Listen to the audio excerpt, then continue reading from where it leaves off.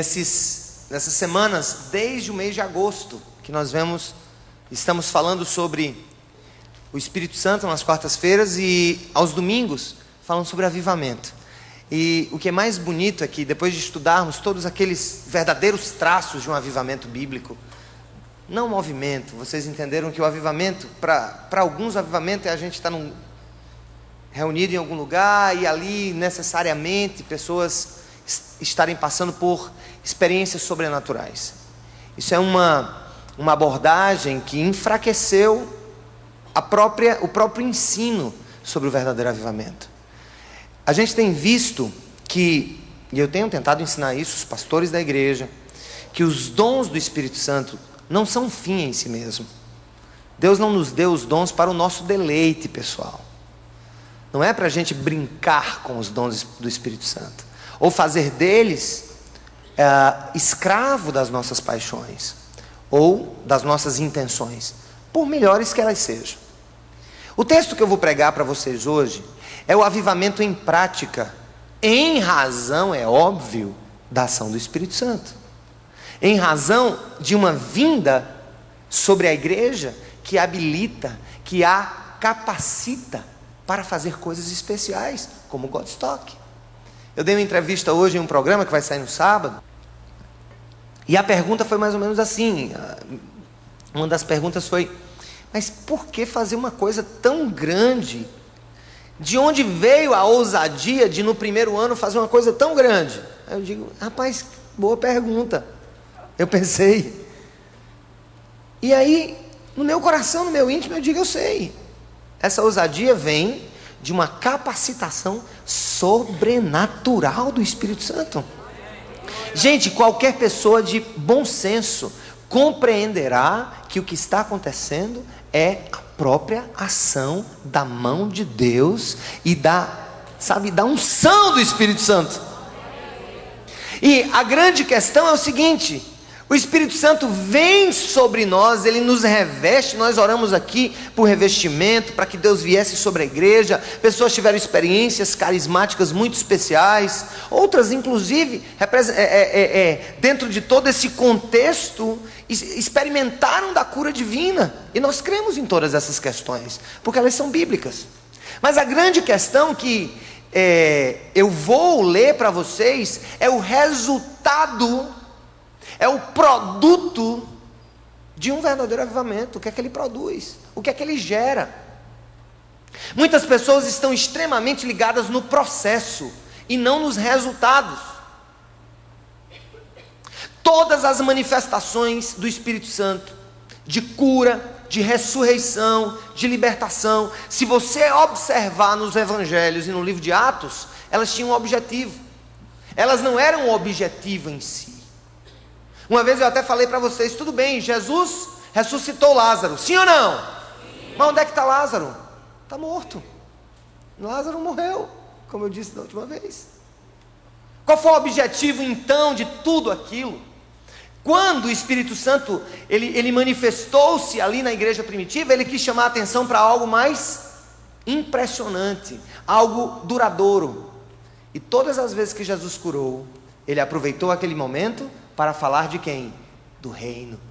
O reino, a salvação, a nova vida em Cristo, o amor ao próximo, o amor pelos outros. E eu fico pensando, a verdadeira reunião dos carismas, dos dons, quando a igreja e a gente aqui teve momentos muito especiais, tá? Hoje mesmo nós tivemos um momento poderoso do Espírito. E Deus vem e dá dons para um, e fala o coração de outros, e dá visão a um, e dá, o que quer que seja o outro. Tudo isso é uma bênção.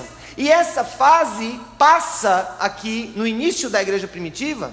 Ela funciona não como um fim, mas como algo apontando para o que verdadeiramente interessa. E eu quero que a gente estude agora sobre o que é que o Espírito Santo produz na igreja quando o vento dele sopra. Amém? Vamos ler aqui, está no livro dos Atos dos Apóstolos, no capítulo 2, no versículo 42, eu quero falar aqui de 3 ou 4 valores que o Espírito Santo produziu no coração da igreja em razão do maior avivamento da história, que é Pentecostes. Quando o Espírito Santo vem no dia de Pentecostes, ele produz resultados, e esses resultados estão aqui, estão exatamente no final do capítulo 2, que por sinal, é o capítulo da descida do Espírito Santo.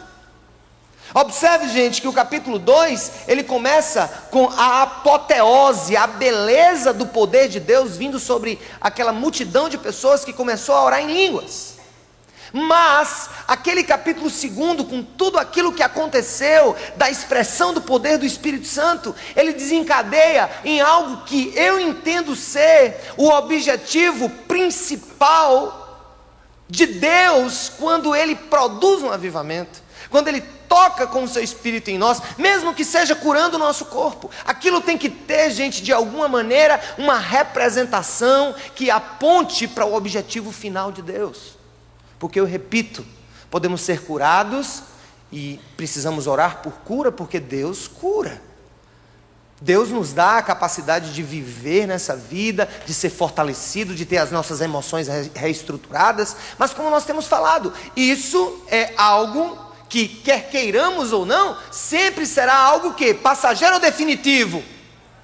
Passageiro ou definitivo? Passageiro. E aí nós vemos aqui o que Deus idealizou com a vinda do Espírito Santo. A formação de uma sociedade nova, como diz o falecido John Stott, no seu comentário do livro da Carta aos Efésios, a nova sociedade de Deus.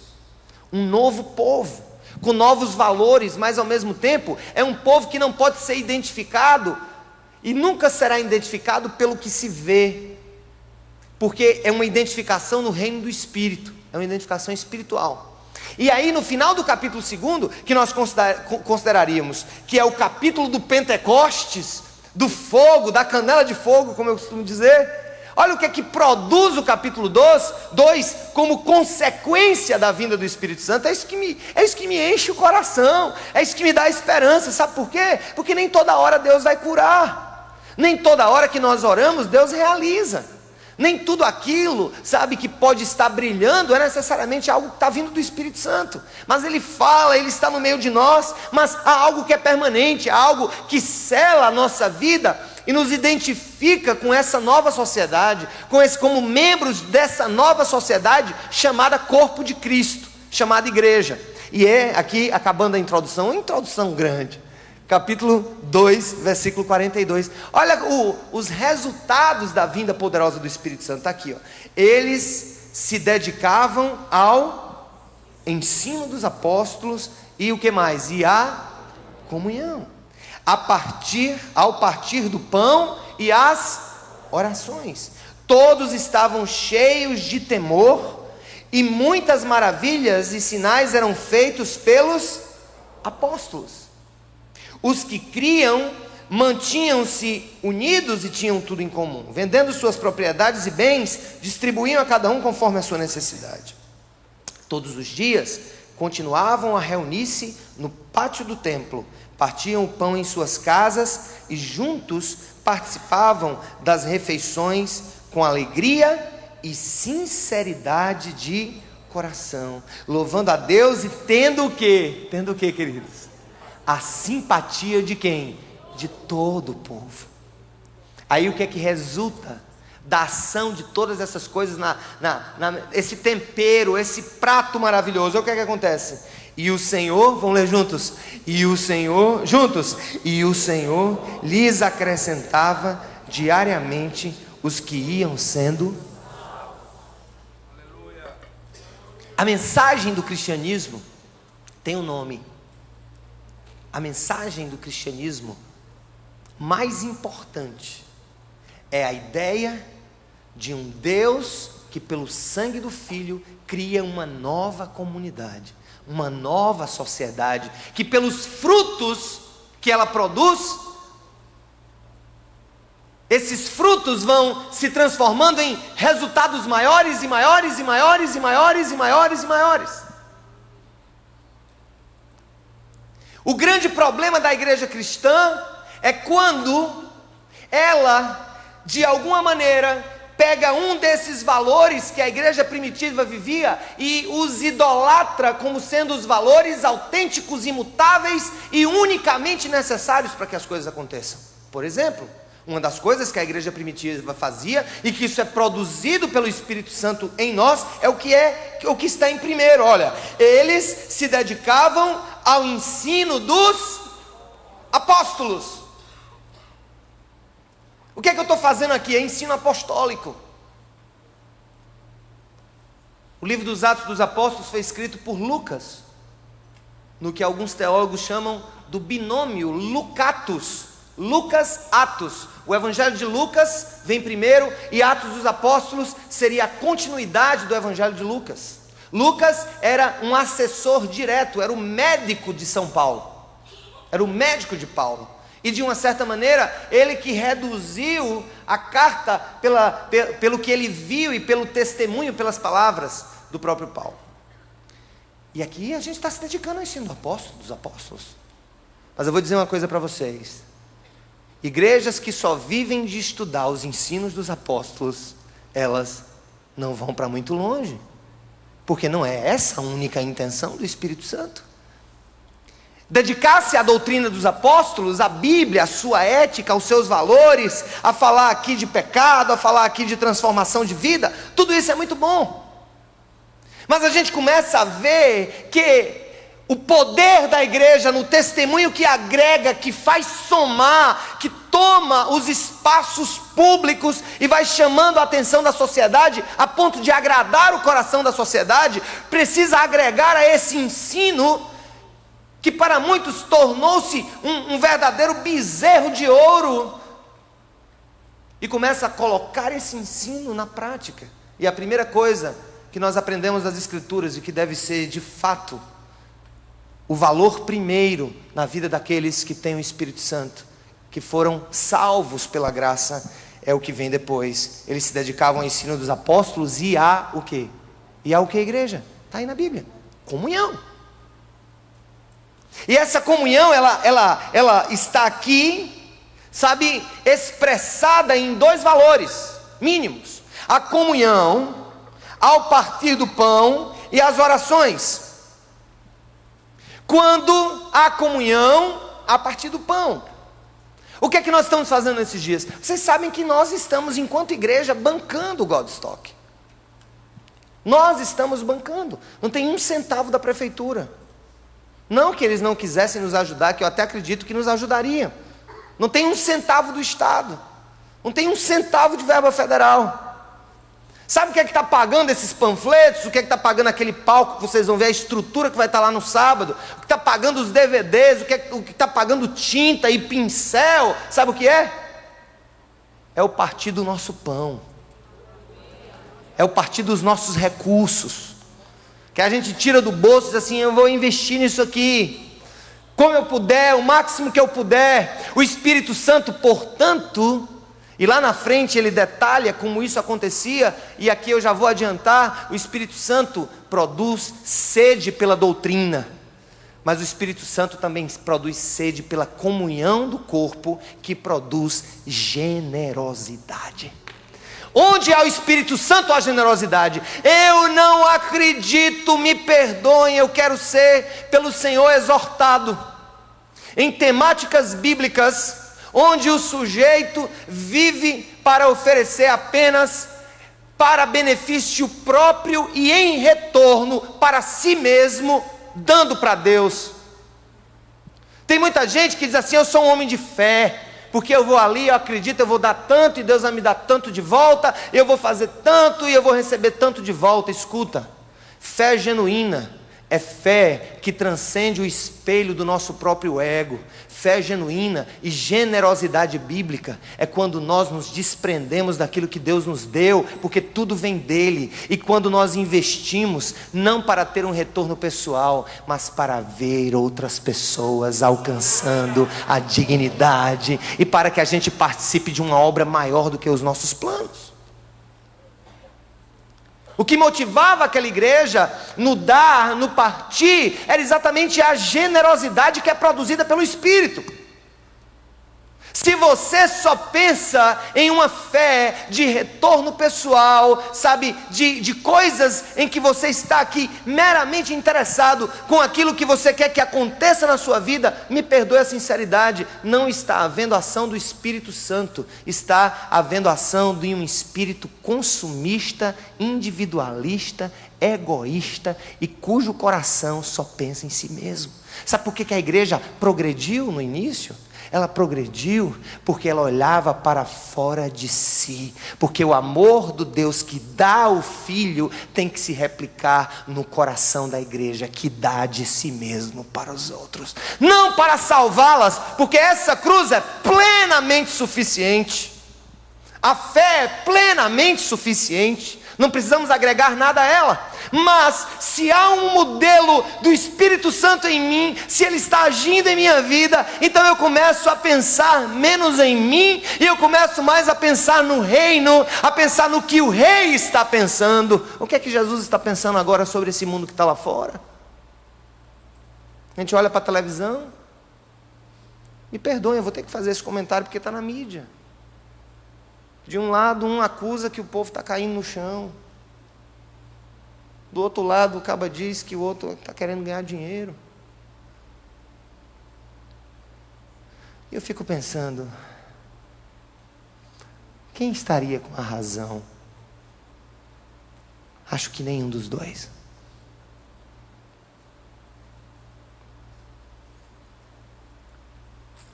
Eu acho que nós queremos e precisamos buscar aquilo que movimenta o coração de Deus. E eu tenho certeza de uma coisa, irmãos: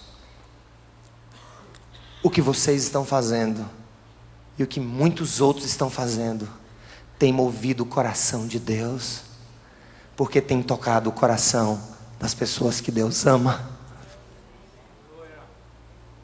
Nós estamos no meio desse tufão, desse furacão. Deus está soprando, Deus está agindo, Deus está se movimentando, Deus está convocando, Deus está colocando no nosso coração o desejo que nunca pode sair de buscar essa doutrina santa e viva, mas o resultado permanente, frutífero da ação do Espírito Santo é uma nova comunidade firmada sobre a doutrina dos apóstolos, mas que vive a comunhão, que se transforma em generosidade e na busca constante pelo poder que renova essas ações. Qual é o poder que renova o nosso desejo a cada dia de fazer o que Deus quer? Senão a oração. Quando o povo se reunia para orar, e se você lê em outras partes do livro dos Atos, o povo está lá orando, reunido, pedindo a Deus graça, pedindo a Deus poder, todo mundo ali reunido. Mas se você lê, depois que o Espírito Santo vinha e soprava como um vento impetuoso, o que é que eles faziam? Aí eles testemunhavam do Senhor com mais poder ainda. Com mais poder ainda. Portanto, tentando resumir, eu já estou perto de acabar. Primeira coisa, repita comigo: a presença do Espírito Santo produz genuína sede da palavra, a palavra de Deus. Segundo, a presença do Espírito Santo produz comunhão. Vocês acham que a gente tem vivido em comunhão nesse projeto Godstock, sim ou não? Eu confesso uma coisa para vocês, passei um tempão fora aí, mas quando eu cheguei aí, paz, as equipes em paz, probleminha aqui, outra ali, mas equipes em paz, as equipes conduzidas, ninguém quis aparecer nesse negócio, já viu? Sabe quando é que tem confusão em igreja? Eu vou dizer, quer ter confusão em igreja? É quando alguns querem aparecer. Quando ninguém está preocupado em aparecer, antes, está preocupado em desaparecer para si mesmo, sujar suas mãos e fazer a vontade do Senhor, isso produz o quê? Comunhão. Briga na igreja é briga de vaidades, é briga de egos. Mas quando a igreja está reunida para servir aquele que Deus ama, dirigida pelo poder incomparável do Espírito Santo, aí nós vamos longe, aleluia! Nós transcendemos a barreira dos nossos egos, e como a igreja primitiva, ela amava a Escritura, mas aquele amor se traduzia em ações. E a primeira delas era, sabe, esse desejo de viver em comunhão. Mas eu vou dizer uma coisa para vocês. O Espírito Santo, repita comigo, o Espírito Santo também produz generosidade.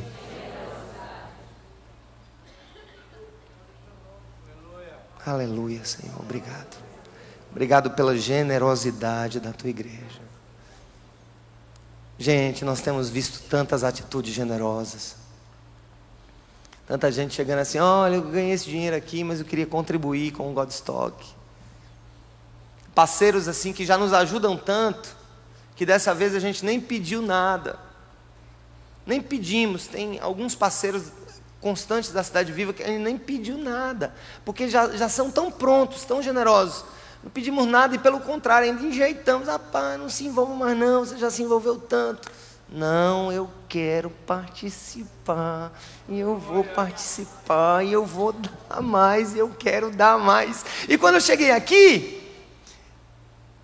vendo em cima da mesa, tudo que acontece na Cidade Viva vai para uma mesa bem grande ali, porque ali é a mesa da muvuca, né? Antigamente foi feito para ser minha sala, mas a única pessoa que não usa ali como sala sou eu. Aliás, eu nem tenho nem sala aqui, se você não sabe. A sala é compartilhada por uns 8 homens, os presbíteros da igreja que se reúnem, o conselho se reúne 24 horas tentando ver as coisas. E eu disse, o que é isso aqui? Isso aqui são os panfletos. Isso aqui estava no plano. Isso aqui? Não, isso aqui são as camisas. Isso aqui estava no plano. E o que bexiga é isso aqui? Isso são as sacolinhas. Umas sacolinhas. Eu digo, gente, o orçamento. Não, isso aqui foi um grupo tal que pegou e fez umas sacolinhas para dar para o pessoal colocar lixo no carro. Eu digo, e aquilo outro? Aqui são as canetas. Já foi outro grupo que produziu. Eu digo, gente, que espírito de generosidade. E, gente, vocês já perceberam? Ninguém faz apelação por dinheiro nessa comunidade. Vocês já perceberam isso? Não há apelação, dá se quiser, se não der. Sabe, meu amigo, fique em paz, vá dormir tranquilo. Deus não vai deixar de lhe amar, mais ou menos. Agora você vai deixar de experimentar a maior bênção, que é amar as pessoas com aquilo que Deus te deu. E isso é toque do Espírito Santo produzindo generosidade. Esse é um dos resultados do Espírito Santo na vida das pessoas. Generosidade. E finalmente, para a gente orar um pouco mais, dedicar esse momento de oração, de consagração, pedindo pelo poder do Senhor, eu quero que a gente leia no final o que aconteceu com a igreja primitiva, no versículo 47. Todo mundo está vendo aí?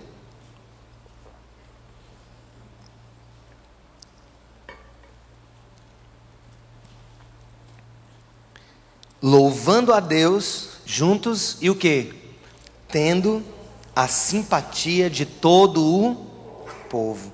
E o Senhor lhes acrescentava diariamente os que iam sendo salvos. Simpatia do povo. Quem estava na marcha? Levanta a mão. Quem não estava? Levanta a mão para eu fazer uma oração forte por você. Oração forte. Mas vejam bem, e aí a gente ia passando, gente, aí eu comecei a ver uma coisa muito bonita. A quantidade de pessoas que foram para as varandas dos prédios. Vocês perceberam isso? Eu que estava em cima do trio elétrico, eu consegui avistar muitos prédios ao redor. Mas uma das coisas que me comoveu demais o coração é que muitas daquelas pessoas sorriam para aquela marcha, para o que a gente estava defendendo. Gente, eu não quero alfinetar os meus irmãos, mas é isso que a gente está vivendo na mídia hoje. O que é que se vê sobre igreja evangélica na televisão hoje, gente? Ou os exageros da busca pelo dinheiro e pela prosperidade financeira, ou os excessos em alguma área, na questão dos dons do Espírito Santo. E quando as pessoas olham ali, gente que não está gritando ali para si mesmo. Nós não fomos na rua pedir o respeito da sociedade pela igreja evangélica, porque eu acho que, via de regra, nós não merecemos esse respeito. Pela nossa história nas últimas décadas, nós não merecemos, sob o ponto de vista geral, vocês estão entendendo o que eu estou dizendo? Nós não merecemos esse respeito. Mas nós estávamos ali dizendo, queremos lutar contra a corrupção, queremos abençoar as pessoas, queremos lutar pela família, queremos lutar pelo meio ambiente. E o povo está lá estendendo a mão. Eu vi a hora o povo pular em cima da gente, fazer, eu vou para aí, pá! E gente comentando, e gente no Twitter, e gente nos jornais, e nos seus blogs, gente que a gente não conhece, gente que pegou a marca do Godstock e colocou na sua revista para distribuir, gente que não faz parte dessa comunidade, e que talvez nunca faça, porque o nosso objetivo, no final das contas, não é que as pessoas que estão lá fora encham essa igreja para o nosso interesse pessoal, porque, gente, no final das contas, o que a gente está fazendo, amando uns aos outros, expressando generosidade no poder do Espírito Santo, na distribuição dos dons que cada um tem usado de maneira muito autêntica durante esses dias, sabe o que está produzindo? Está produzindo a alegria do Senhor e a simpatia da cidade de João Pessoa. Quantos aqui foram panfletar e dar o bonequinho da Cidade Viva? O bonequinho, beleza. Quem conseguiu colar mais de 5 adesivos nos carros? Mais de 5 em carros diferentes. Quem conseguiu colar mais de 10 adesivos nos carros? Olha aí, tem um bocado de gente. Quem conseguiu 15 adesivos? Nossa! E 20 adesivos. Aí eu pergunto para vocês, essas pessoas que vocês colaram, tinha muita gente que não é da nossa comunidade, sim ou não? Mas por que eles deixaram vocês colocarem o boneco? Porque Deus, quando a igreja se ama, quando a igreja ama as pessoas, e quando a igreja faz o que Jesus faria, ela ganha o quê? A simpatia das pessoas. E eu me sinto vivendo o capítulo 2, os versículos finais do livro de Atos dos Apóstolos. Louvado seja o nome do Senhor! Agora, o resultado durante esses dias é que o Senhor haverá de acrescentar muitos à sua igreja. Quantos acreditam nisso, gente? Quantos acreditam que o Senhor tem acrescentado e vai acrescentar mais pessoas ainda ao grupo daqueles que vão entender a salvação? Dê um brado de louvor ao Senhor. Nós acreditamos nisso. Nós estamos cheios dessa convicção que vai haver uma grande tsunami de salvação e bênção e libertação na cidade de João Pessoa. Uma grande onda, uma grande onda, uma grande onda.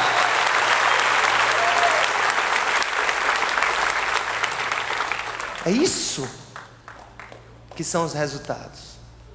Se Deus vai te dar a oportunidade de curar um enfermo com tua oração, glória a Deus. Mas talvez para algumas pessoas, uma rosa, um abraço e uma palavra de ânimo serão naquele momento específico muito mais importantes do que a cura de uma enfermidade no corpo. Tem muita coisa para acontecer e eu já estou ficando animado. E você está animado? Que bênção! Então, gente, é isso. Estamos juntos, sim ou não? Sim. Porque quem ama, quem ama, quem ama, e quem tem ido, levanta a mão. E quem não foi ainda, vamos. Você vai. Nem pela força, nem pela violência, mas pela oração forte. Louvado seja o nome do Senhor por essa palavra, amém, gente? A palavra do Espírito Santo. Vamos aplaudir ao Rei dos Reis, ao Senhor dos Senhores, ao Senhor da Bíblia.